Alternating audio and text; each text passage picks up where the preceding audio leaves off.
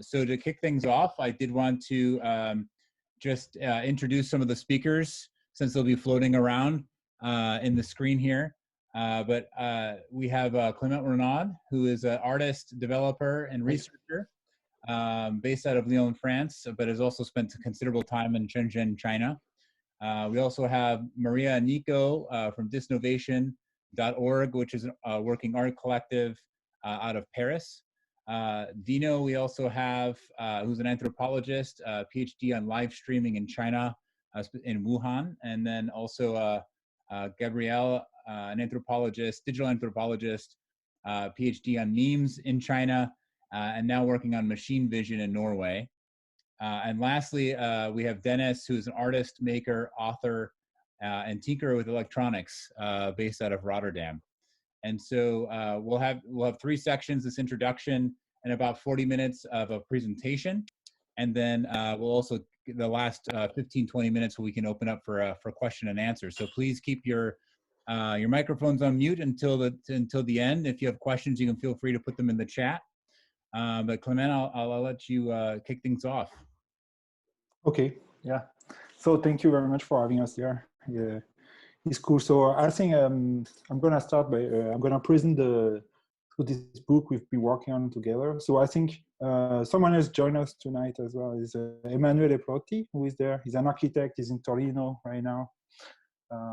Yeah, and I see Dino is there too. He joined us, so from Wuhan. So we have several of the authors of the book here. Maybe I can share a screen and show you a presentation. So what happened is, so let me, how does that work? Like this, I guess. Can you see this? Yeah. So maybe first, let me do something first. I'll show you the book first. So can you see that? There's some stupid clipping. Because I'm in my kitchen, of course, everybody's in lockdown, right? So in different places in the world. So maybe you can see like that, you can see the book, right? So this is the book. This is what we have been working on together. So this is a book about like digital technology and the culture of technology in China today, I would say. The book is called, we discussed that. It's a mix of more like theoretical scientific. I'm a scientist. The book is published by the Swiss Institute of Technology in Switzerland, and we're working on so part of the book is scientific accounts of what's happening in China and what has been happening and the changes regarding the policies of technology, but also the more general context, international context, geopolitical, etc. And then there's different accounts from different researchers and artists and designers on different topics. So people will present, I will let everybody present their own chapter, but maybe I just give you a quick overview of what the book looks like. So there's like 10 chapters like that. 3 first chapters are more, we say, more general framework of about technology in China, and then we have original accounts from art project and field work and visual anthropology and different also urbanism. And then the last chapter, the 10th chapter, is a fiction, because I wanted to have something to open up a bit. So I will show you the content real quick if I can. So this is a chapter I wrote. The first chapter is a bit of an history of digital technology in China. You see here is the first email that was sent from China across the Great Wall, Great Firewall. And then, what? Oh, well, okay. This is the second chapter, which is more, is a chapter about, actually about cities and how cities were built. And especially the city of Shenzhen, which is in southern China. That is where most of electronics are produced today, and how the planning of the city had some major importance in the making of technology globally. And then this is a chapter by an economist, a Swiss economist, about how China is now producing standards. So there's, of course, about 5G, but also different standards, and how global networks of production and standardization and also research and development have been evolving. So as you see, each chapter is kind of very different. This is even graphically. Maria will discuss a bit about the design of the books, but you see here, of course, it's written by an economist. The chapter before was written by an anthropologist. So each has its own angle and approach to the question is looking at. And the idea with the book was to have a diverse panel of things and of angles to try to approach this question, which is very complicated, which is digital technology in China, which is very broad and complex. And this is a project Maria also and Nicolas will present. We have been working together for some years. We've been connecting funds that have weird shapes, like the one you see turning, like spinning in in the video with Nicolas and Maria. And then so we have been building this collection of like Shanzhai funds.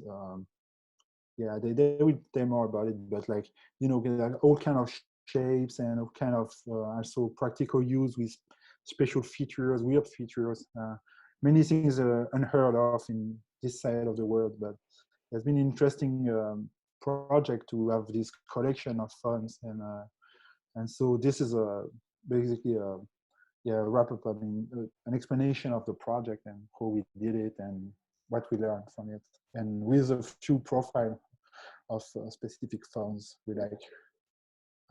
This is from Dennis. He will talk about it. This is about the night market in Shenzhen and all the second-hand refurbished electronics that circulates. He will talk more about that also as well.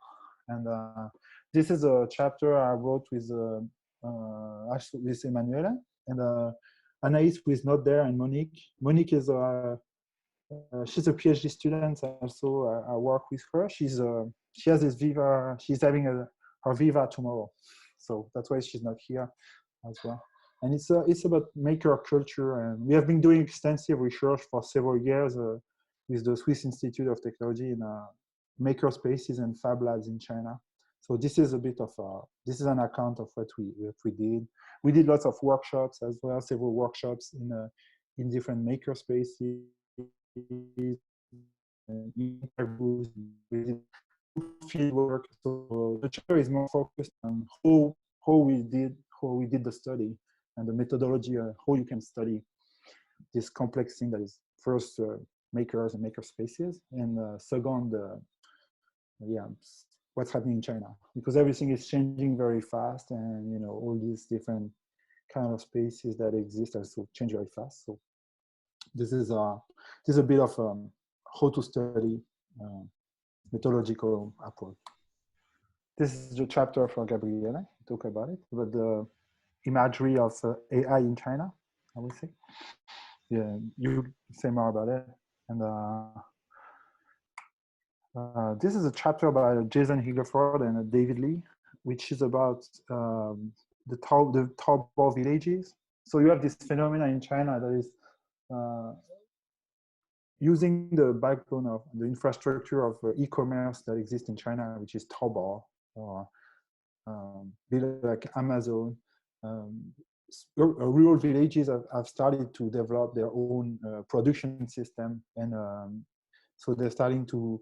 And so this is the example of a village that builds furnitures, and have been like building lots of furnitures. Have become complete. You see here maybe a bit the maps. I mean the aerial views of the village, that they have been basically building up capacity, industrial capacity in a remote rural area to build furniture that have been selling over the internet to cities in China. So it's an interesting account of workshops and work they did on these villages. But this is a quite unique phenomenon in China, I think, and was kind of interesting to have it in the book as well. And this is about Danmaku. Dino will talk about that. Danmaku is a practice. practice that people do in China, where you can write comments directly on screen during the video. So people watching video, and you can see a bit in the on the pages here that you can actually type comments and write directly on the video. So this all that's all the aesthetic that evolved from it, and Dino will explain that better than I. This is the last chapter, which is a fiction, sort of a fiction based on food, because of course, well, there's two things. The first thing is, well, everybody who has been in China have been happy with the food, I think. I mean, most of the people, because it's famous. It is a place for food. I say that as a French, and and then it was interesting to try to think about how food evolves with technology, but also how we can have an idea of the future. And so Xiaowei, with not with us today, but she has to buy groceries, I think, because it's like hurting with the lockdown, but she couldn't join. But yeah, so she made different recipes and fiction recipes that are quite funny. So pretty much that's the content of the book. Yeah, I think I can just leave it here and we can continue maybe, or we can go back to question. But just to say, as you see, there's like some art projects, some science, economy, some anthropology, some the architecture or urbanism. There's many different things, but the idea was because well, most of the literature that exists on technology in China is more like people will have this big agenda and they will try to tell you, yeah, technology in China is like this and that. And when you know it, like from, I mean, I've lived in China for like many years. And so when you see it, it's very complex and it's made of course, big plans from the government, big companies, also people using it. So the idea with the book was to give a general sense of the diversity and also some very creative things that exist there. So pretty much, yeah. Yeah, thank you. I think we'll continue just because we have about 40 minutes or so. We'll move on to Maria and Nico. We'll talk about the graphic design and Shanzhai a bit here, if you're ready. Yes. So yeah, we are Maria and Nicolas. So we are in Paris now and locked down since 9 days. So together with Clément, we contributed to the book with a chapter of Shanzhai archaeology about Shanzhai fonts. And I also made the graphic design of the book. So I will present it really quick and then we'll talk about the chapter about Shanzhai fonts. So I tried to share the screen. Just one sec. This. Okay. Screen. Okay. So yeah. So as Clément writes in the chapter about Shanzhai fonts, a problematic aspect of explaining Shanzhai or most Chinese things for someone who never visited China is the impossibility of communicating the experience of actually being there, of the busy, intense, and overwhelming environment, and all the atmosphere of the streets and the Chinese high-tech malls. So the main reference for the book design was Shanzhai market. So it's like the biggest electronic market in the world.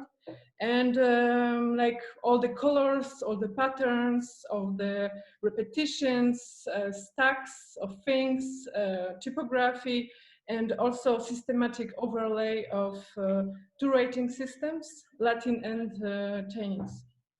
While discussing with Clément, also we were wondering what we would like it to be like, this book. So we talked about GIFs, about memes on WeChat, and also how the contributions are extremely diverse, and how it should be also framed somehow in a kind of non-ornamental way. So even though a big part of the book are academic contributions, we really wanted something hybrid between academic publication, art book, and illustrative anthropologic book, to render this kind of visual and graphic aspects of Chinese tech industry. So here's the resulting layout. Titles are also sort of interpretation of the notices, which comes with mobile phones, with Shanzhai phones. And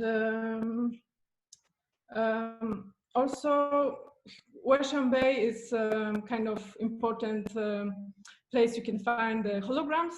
So on the book cover, you have a kind of deconstructed logo of Samsung, which made a hologram, which is like a kind of authenticity certificate you can buy really cheap in Shanzhai market.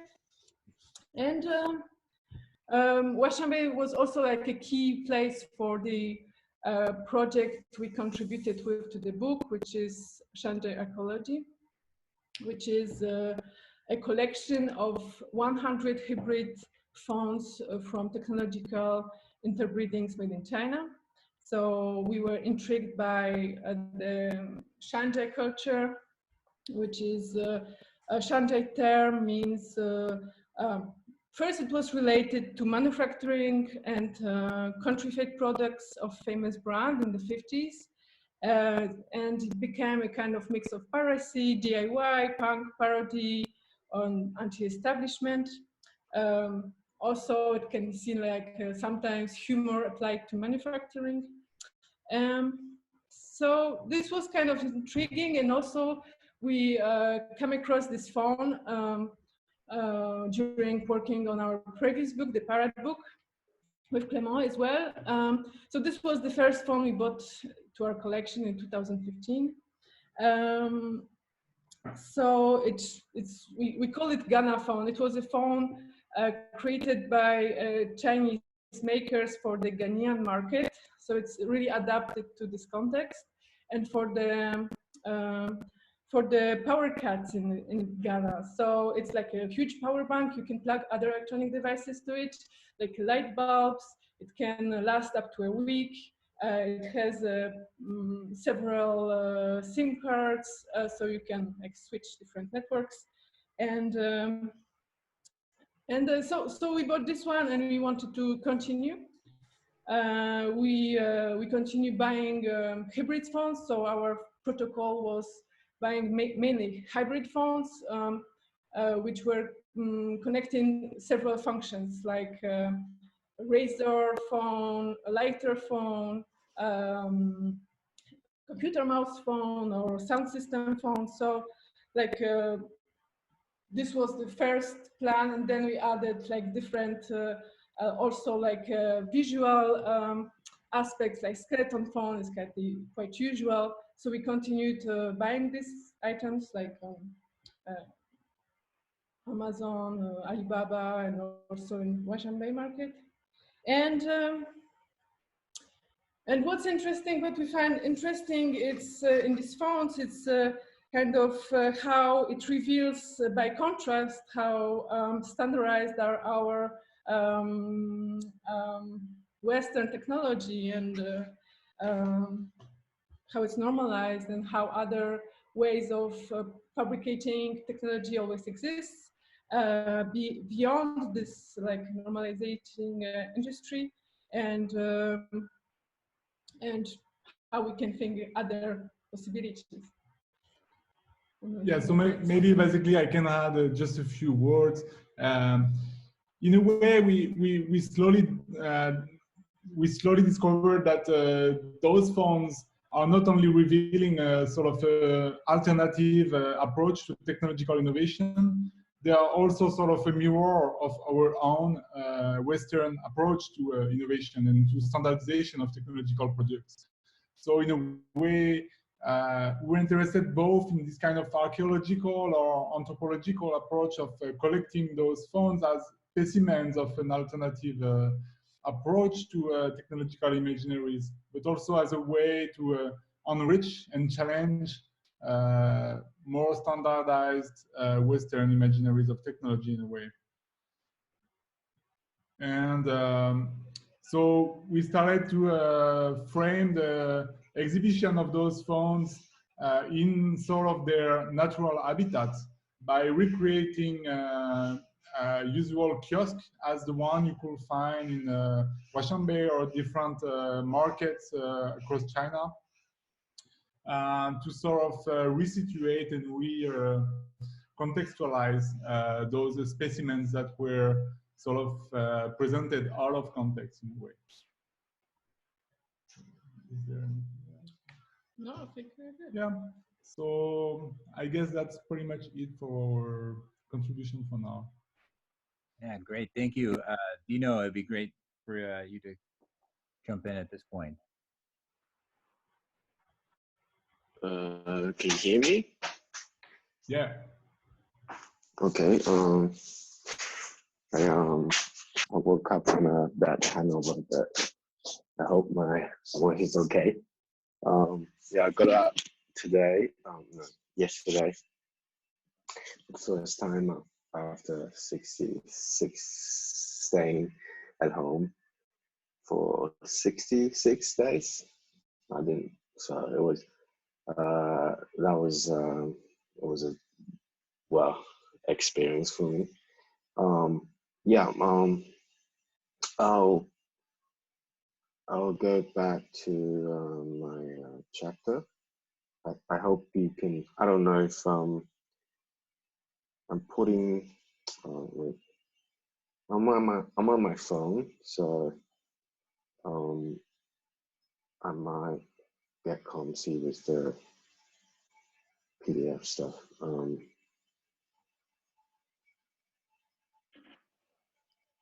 You can still hear me, right? Yes. Yeah. You know, if you want, we can share the PDF for you. Yeah. Sure. So my chapter is about Danmaku. I think Danmaku's interface is very interesting. It's not a exclusively Chinese thing, and it wasn't invented by Chinese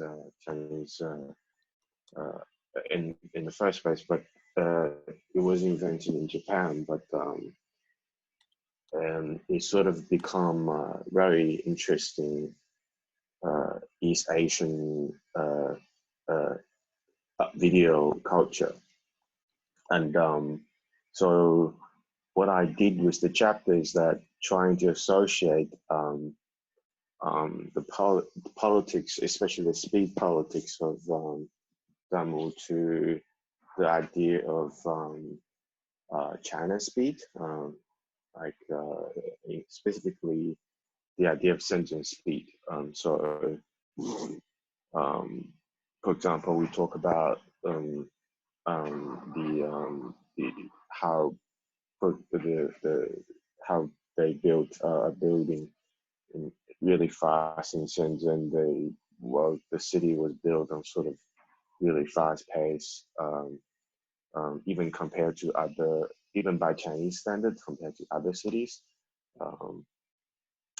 So I was just trying to sort of making a sort of a connection between that obsession with speed with the interface of Danmaku. So as a general principle to understand Danmaku, it's really mostly about the visuals rather than the content. So it's to really try to reproduce that sort of visual effect or the visual effect in a book, in a printed book. It's quite difficult because it's not moving. I think yeah. So when we that was with Maria's help. When we tried to design the book, I really thought about in what way could we sort of simulate that idea of Danmaku, especially if someone can help me with the page. Basically, if you can go to page, I think it's page 186. So that's the page. You can see the three images. The first image is the screenshot of really old video. That video is probably from originally from 2009 or something, probably even earlier than that. So it's MC Sito's video. It was sort of like the original Hanmai. So it's basically like sort of like a DJ thing, but it was really old video. It became a quite MC Sito became a sort of quite influential figure later on, but mostly due to his popularity among the sort of Danmaku communities. So in a way, when Danmaku in Japanese is Danmaku, so it basically means bullet curtain comments. In Japan, it was mostly as interface was mostly tactile in essence, originally on Nico Nico. But in China, it's sort of developing to a more visual thing, because if you basically they developed into sort of more advanced version of it. So you can add color at the front. You can even basically do certain degree of art with it. Like you can draw with it and add visual effect, rotating the comment over the video and stuff. So the idea is that make as much as visual effect as possible, and so basically have that effect of visual overload. So you can sort of simulate. My example is that you can see the third picture on that page that is basically like those sticker ads that you see in China, especially in elevators, and especially I mean, maybe not in the city center of those first tier cities like Shanghai. You don't see that much, but if you go to a like second tier city or the suburbs, you see that a lot. On the stairs, on the even on the ground, sometimes you see a lot of this sort of sticker ads where people just have like all kinds of graffitis, just basically like whatever they do, say they're a carpenter, and then you have the number there, or even sometimes like most like popularly in those rural areas, you see a lot of abortion ads, like basically dodgy abortion clinics. They would have ads like that. So like that video of MC Sito's MC Sito's DJ set was really like exactly they trying to simulate that sort of aesthetics of basically the illegal sticker ads upon his video. So I think it's sort of like a rural vulgar aesthetics, but they sort of reproduce that on a video with the help with the technology of Danmaku. So in this sense, I'm sort of trying to bring the politics of speed, not just in terms of the obsession with manufacturing, the sort of more obvious side of things, like the like what I said in the chapter about like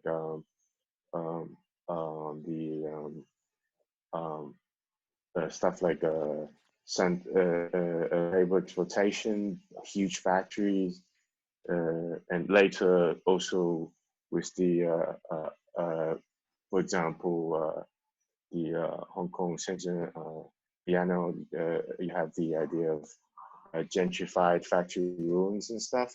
So instead of just focusing on the manufacturing side of things of massive factories, I really want to talk about like with the idea of talking about demo, I'm not just talking about the interface itself. I'm really trying to sort of allude to the how the interface itself says about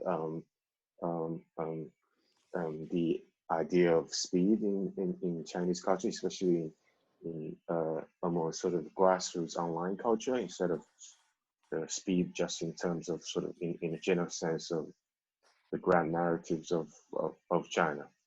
I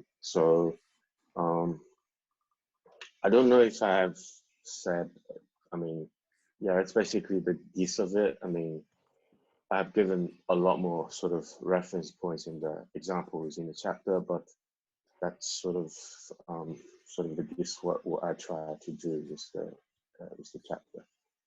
Yeah. Yeah, thank you very much. Gabriela, if you would like to go next. Yeah, sure. Should I share my screen, like the chapter? Yeah, go right ahead. I've made you a co-host so you can share your screen. Okay. Let me see. Share screen. This one. Cool. Can you see? Yes. Yes. Thank you. Yeah. Yeah. Right. Okay. We'll try to keep it concise if possible. Yeah, sure. So my chapter was about AI, and it was really growing out of a research project that I was doing before this. It was more of a consultancy for a company, and the company was interested in understanding the landscape of AI research and development in China.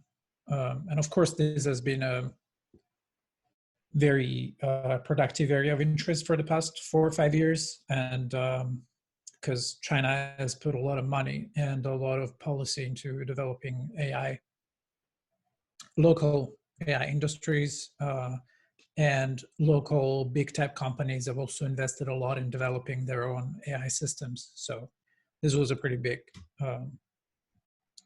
topic. I should be on the page where there are the like socialist Communist Party speakers. I don't know if you can see those, but this was pretty much a very symbolic example of how AI systems are imbricated with China's political culture. So this was a local company that's called Himalaya FM that developed, they do smart speakers. And the Communist Party asked them to make a special edition of their flagship smart speaker that had that was branded like Communist Party branded, and it was paired with some apps that helped basically party members listen to lessons and political texts and take part in discussions. So the whole chapter is about is kind of a roundup of the Chinese AI industry, and how also not just the industry but also how AI, artificial intelligence, is represented in popular culture. So there's a little bit about a music video by a pop star, and then there is a little bit about how games like Go and chess have played a role in the imaginary of artificial intelligence development. And I go into some personalities and big thinkers about AI, and then I also talk a little bit about policy. So what especially Xi Jinping's tenure has done in terms of emphasizing the importance of developing AI through money investment channeled by the government and policy stimuli.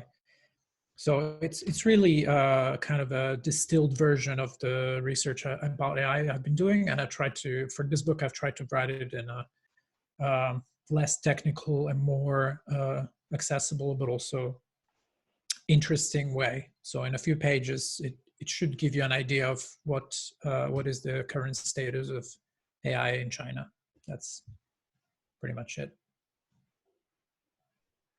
Thank you very much. And yeah, Dennis, we'll move on to you. Hey, thank you. I hope you can see me. I would like to give a short background into my chapter, actually. Can you hear me? Yes. Okay, Yes. great. So in 2001, I mean 11, I visited the Shanzhai pole markets in Hong Kong, and I bought this this sort of weird knockoff iPhone, and I was really intrigued by it, how cheap it was and how sort of functional it was. Yeah, I just had to go back. So a couple of years later, in 2014, I went back because I was wondering where all these yellow packages came from. Because I work a lot with electronics as an artist, and if I order some things, they always arrive in this typical yellow package. So yeah, in 2014 I went back to Hong Kong, and yeah, instead of like finding these amazing phones, people were mostly selling like selfie sticks on the streets. So we also skipped the border a bit up to Shenzhen.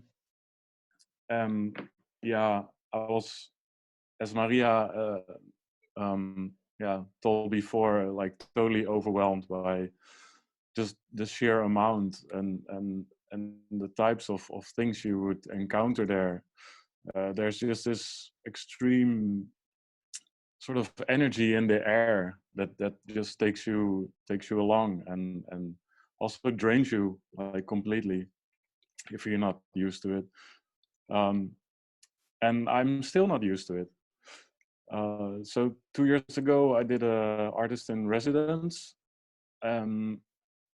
I visited Shenzhen as well, trying to spend some time there, trying to make sense of this environment. I totally did not manage, of course. And after like 3 days walking the markets, exploring the markets, I was like totally overwhelmed. And I was sitting on the streets. And when I noticed some like little parts, as you can see here, just between the cracks of the pavement. So yeah, I picked up a part and I recognized it as a piece of a phone. And I decided to like just walk alongside or follow one street and collect all the parts I could find, in a sort of attempt to see sort of media archaeology, with the ultimate goal of maybe constructing or reconstructing a working phone from the parts again. And I still didn't do it, actually. I should do it. I did make a circuit board for it, also with a map of the area. So eventually I will try to put my parts on it and maybe construct something working. Or I should just take it to Shenzhen and visit the market and ask if the people there could help me. Anyway, what I didn't know back then, so that was 2 years ago, was that it wasn't really a coincidence that these parts were actually, the streets were littered with these parts, because like next to the street is like the biggest recycling or like second-hand phone market of Shenzhen. When I asked around to some sellers in the market, like what the deal is, where these phones are coming from, I didn't get many answers, but I got one surprising insight, and that was that every night on this same street there's a sort of night market, like an informal market where like the residue of the more formal markets is like resold. So these are mostly people who don't have money to rent a stall because they're super expensive, or they're retirees trying to make do. So my chapter in the book is actually starting off with this visiting this market, which took a long time to start, and eventually around like 1 or 2 o'clock at night, people starting to like reveal their wares. But like the most striking thing I found there, like next to just enormous heaps of electronics and chips and whatnot, there were like a certain type of people who were like looking for deals or things to buy, and they were actually carrying a device looking like this, which is a power bank with a analog amp meter mounted on it, and they use this device to quickly check if a phone is still working. So I have a phone here, and if I plug it into the power bank, let me see.